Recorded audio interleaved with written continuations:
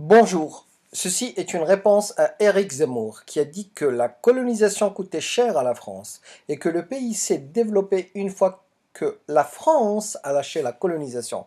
Écoutons la vidéo de Zemmour. Est-ce que vous savez pourquoi le général de Gaulle a donné l'indépendance aux pays africains? Pour mieux revenir, disait-il. Il donne une raison très simple dans le C'était de Gaulle de perfide. Il dit, elle nous coûte trop cher. Et il dit, puisqu'on ne peut pas leur donner l'égalité, on leur donne la liberté. Entre guillemets. Bye bye l'Afrique. C'est ça son expression. Et c'est pour ça qu'on en revient à Bongo. Donc ça nous coûtait trop cher, ne vous en déplaise. Oui, c'est vrai, il avait les chiffres. Il avait les des sociétés françaises qui ça, sont basées en Afrique. plus Ça coûte cher à la France. Je parle pas depuis l'indépendance. Oui, Je parle justement de la colonisation. On va laisser finir avec Ça avait un coût qui devrait être exorbitant. Et je finis simplement.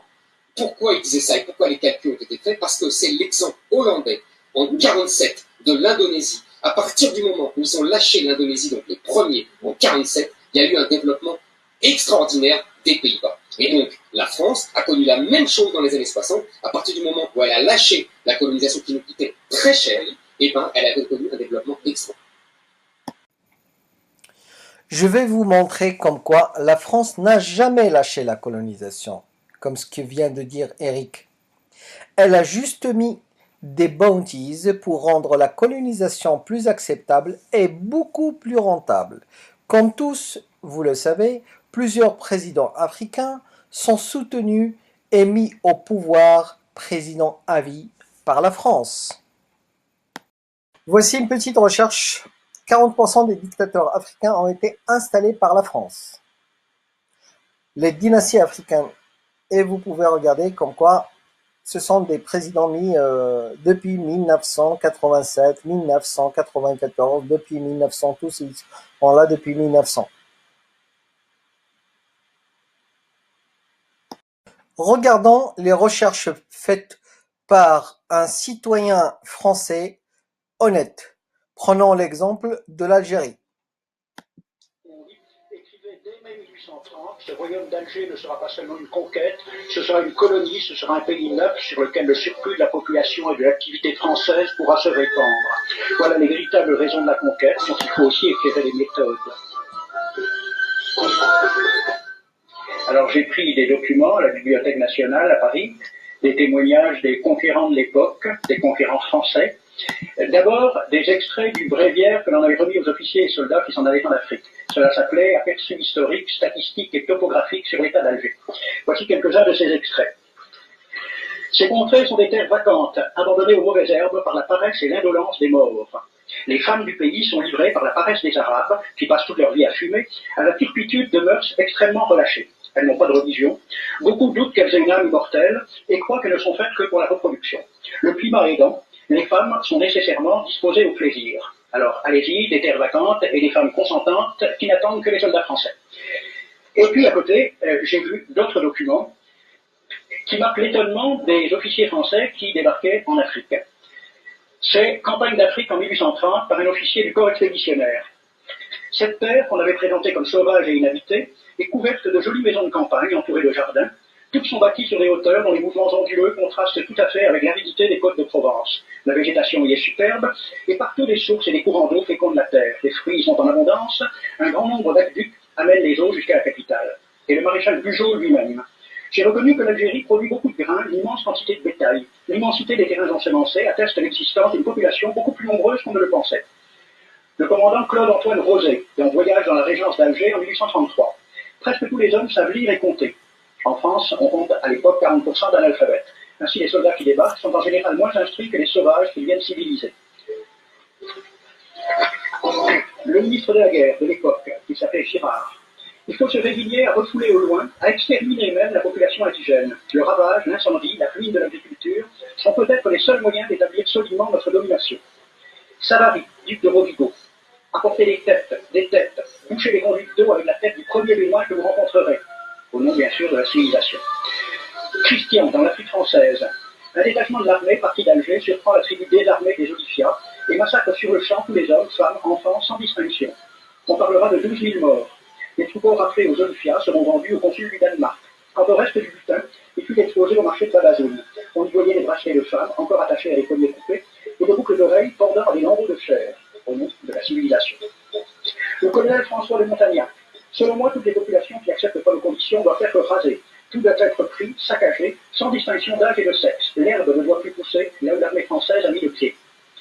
Saint-Arnaud, il était commandant, et c'était aussi un mari très attentionné. Il écrit à sa femme: Chère Louise, je suis bivouaqué par une chaleur de 40 degrés, au milieu de 20 villages superbes qui ne se sont jamais bien soumis. Je leur ai donné jusqu'à ce soir pour payer les impôts et les amendes que je leur inflige. S'ils ne s'exécutent pas, j'enverrai 3 colonnes brûler tout.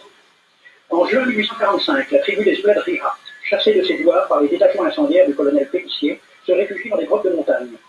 Ordre du maréchal Bugeaud. Si ces gredins se retirent dans leur caverne, imités Cavagnacos Vera, fumez-les en France comme des renards. Voici le récit d'un témoin, français bien sûr. Voir au milieu de la nuit, à la faveur de la lune, un corps de troupes françaises occupé à entretenir un feu infernal. Entendre les sourds gémissements des hommes, des femmes, des enfants et des animaux, le craquement des rochers calcinés s'écroulant.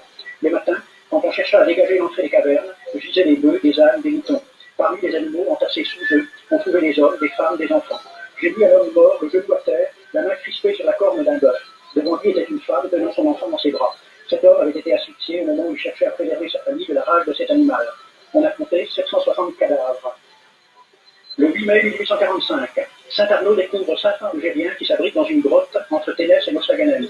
Saint-Arnaud ordonne à ses soldats de les emmurer vivants.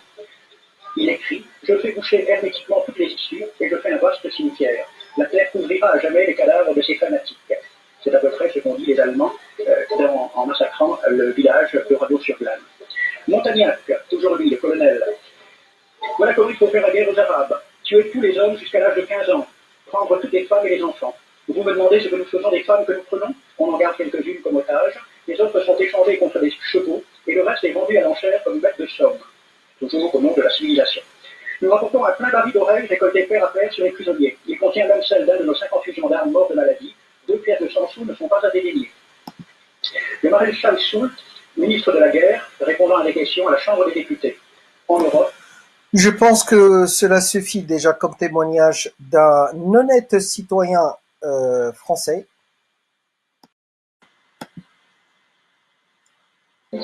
外贸文化局的主席，还在于他始终在密切关注进入世界舞台中心的中国将如何面对世界。那未来我第一个想到的其实就一个问题是，当中国的确强大了，走到了这个中心了，我们要向世界奉献什么样的产品？除了直接肉眼可以看得到的 Made in China 的产品之外，还有什么是我们要给世界的？就是讲，在人类所面临的挑战，气候变化，对，是吧？我们是不是能够提供更多一点公共产品？和平发展问题，我们能不能够提供更多的公共产品？我刚才的维和，我们是不是能够多做一点？第二，我觉得就是我们呢，要向世界阐明我们的主张，这个很重要。你比如讲，我不知道严嵩你注意到没有？从这个过去20年，你回顾这个国际关系的轨迹，有2个思路。第一个思路呢，就是要改造人家，你得听我的，你不听我的，老子就揍你。但是伴随着奥巴马上台，其实就是一场校正，对吧？校正你讲的很对。还有一个思路呢，我不是要改变什么，我寻找共同点，和而不同，啊，我们要寻找共同点，寻找共同利益，就是发现共同利益，发展共同利益，使共同利益最大化。还有没有您在想到2010年到来的时候，会有您，也许会发生这种变化，是您期待的？2010年的上海世博会举行，这个是这您在其中，对，这个是一件很了不起的事情，因为到了中国来举行，人类历史上第一次以城市为主题来举办世博会，城市让生活更美好。对，这件事情，我认为呢，对中国老百姓来讲很重要。因为我们正在处在一个城市化的高潮当中，城市化应该怎么样搞？并没有固定的模式啊，而且各个城市的领导者他们的思路并不一样，所以我讲，希望中国人能够从世博会当中找到一条参照古今中外的好的和经验和示范教训，找到一条适合中国城市化的道路。第二，几万日本人在排队，在一个公园里头。后来世博会结束都拆掉，环保理念非常强。对 ，logo 都是绿的，绿颜色的，绿颜色的，是的。他排队，因为这个世博会大家都来看了，很短的时间，就是184天，几万日本人排队，等了几个小时，一种从地上骗起不了，你不能不背负日本人的秩序或对这个公共道德。我想我们中国人排队排几个小时，加塞会不会有？弄得这个地上狼藉不堪会不会有？这个事情人家不是看，所以我在日本爱知世博会的时候跟他们很，因为我是评委，大家对这一点，各国的评委很配合，就看出来一个国民的素质。我想我们让我们的国民的素质是正在提高。我真诚的希望利用这个世博会的机会，把我们的素质进一步提高。因为奥运会我看到我们的素质就有所提高。你说我们在公共场合的服务比过去有较大的改善。利用这个东西，要向好的学习，不要向那差的看，也不能只满足于我当了东道主了，然后这种骄傲感使自己忽略了很多细节。对了，现在可能中国将来真的进入到一个细节进步的时代。你讲的太重要了，这是细节了。你是看一个国家的发展，看一个国家老百姓的素质，那往往是细节上的问题。2010年就在这个月，经济学家吴敬琏就将迎来他的80岁。